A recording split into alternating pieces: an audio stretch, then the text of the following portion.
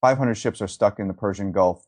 Most people hear that and think traffic jam that is too small. What you are really looking at is the moment when a shipping crisis becomes a time, delayed food crisis, a gas crisis, an inflation crisis, and eventually a political crisis for governments far beyond the Gulf. That is where this story begins. Not with crude oil. That is the first mistake. Oil is the part of the story the public can see. Oil is immediate. Oil moves on screens.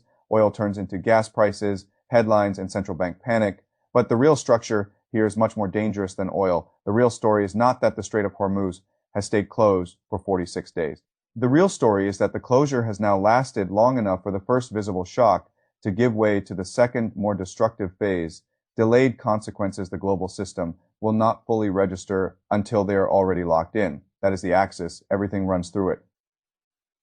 Before February 28th, Hormuz looked like an ordinary piece of infrastructure because it worked 6 miles of navigable lane, and through that narrow corridor, the world moved around 20% of its crude, 20% of its LNG, roughly 30% of global fertilizer trade, plus petrochemicals, helium, and aluminum.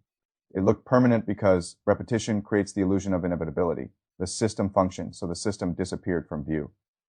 Then the conveyor belt stopped, and the first thing the world noticed was the oil number. Again, that is understandable. Oil supply dropped by roughly 10.1 million barrels.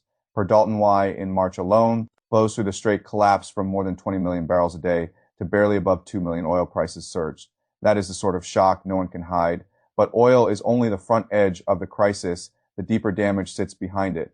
And the deeper damage is more dangerous precisely because it arrives later. That is why one sentence in the source matters more than almost any other. One of those trapped ships is not carrying crude. It is carrying fertilizer. That changes everything. Because fertilizer works on a biological clock, not a political clock. If it misses the spring planting window, the world does not see the real damage immediately.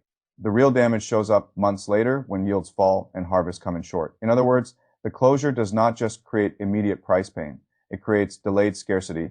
The effect is not visible in April. It shows up in late summer and early autumn when there is no longer any way to rerun the planting season. That is the structural point most coverage still misses. This is not only a commodity crisis, it is a sequencing crisis. First oil, then gas, then fertilizer, then food, then inflation, then the impossible central bank choice. Every one of those stages has a different lag. And that is exactly why the closure becomes more dangerous the longer it lasts. The system does not just absorb damage. It hands damage from one sector to another with delay. Now look at LNG because this is where the crisis becomes much harder for Europe and Asia.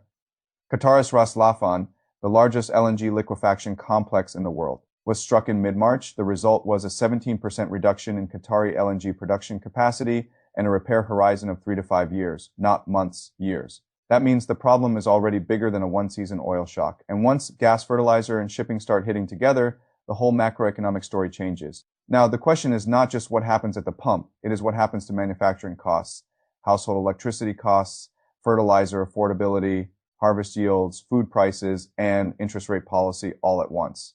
That is what the closure is really doing. It is turning one physical choke point into a staggered global transmission mechanism. This is why the 500 ships matter so much. They are not just stranded assets. They are physical evidence that circulation has stopped. Each tanker at anchor burns money every day. Fuel, crew, maintenance, insurance, charter time. The costs stack into the billions before cargo even enters the next layer of the crisis, and the ships already inside the Gulf have no elegant escape. Pipelines help producers upstream, but a ship already in the Gulf cannot climb onto a pipeline. It has only one exit, Hormuz itself. That is why just reroute is fantasy for so much of the trapped fleet, and then comes the mechanism that turns danger into paralysis. Insurance, this may be the single most important hidden variable in the story. A waterway like Hormuz does not reopen because someone says the war is over. It reopens when shipowners believe they can move through it without becoming uninsurable war. Risk premiums were already rising before open conflict.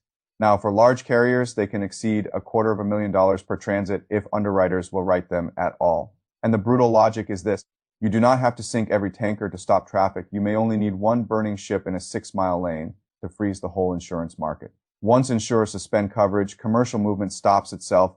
That is why this closure has no quick cinematic reopening. Even after a political deal, minds must be cleared. Routes must be tested, multiple safe transits must occur, and confidence must be rebuilt before premiums normalize. Full restoration will take months. That alone should terrify anyone who still thinks this is a headline that can be solved with one announcement. This is where the regional irony is most vicious. Iran tried to use the closure to strangle the global economy, but the closure also hits the Gulf itself. The Gulf states import most of their food through the same corridor. Retailers began airlifting staples, consumer prices jumped.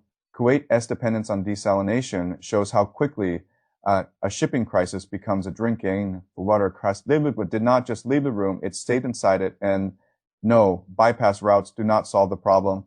Saudi pipelines to the Red Sea matter, Fujairah matters, but the math is merciless. Pre-war Hormuz flows exceeded 20 million barrels per Dalton while alternative routes increased.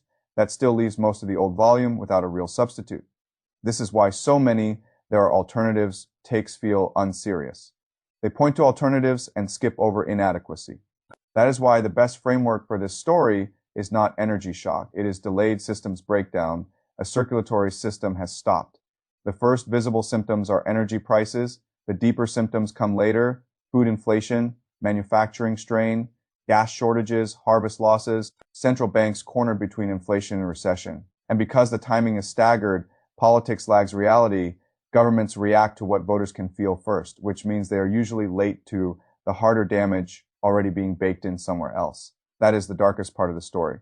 The world still thinks it is mainly watching an oil crisis because oil is what gets measured in public every day. But the closure is already writing September while people are still arguing over April. That is what the fertilizer ship means. That is what the planting window means. That is what the LNG repair timeline means. That is what the insurance lock means. And that is what the 500 ships mean. They are not just waiting, they are counting down every day they stay there. More of the future gets decided before the public understands what has already been decided. That is why this story matters so much. The Strait of Hormuz is not merely a shipping lane that closed. It is the circulatory system of the global energy economy. And once circulation stops long enough, the first crisis becomes only the entrance to the second. That is the real story. Not that 500 ships are trapped, that the world is only now entering the delayed phase of the damage those trapped ships represent.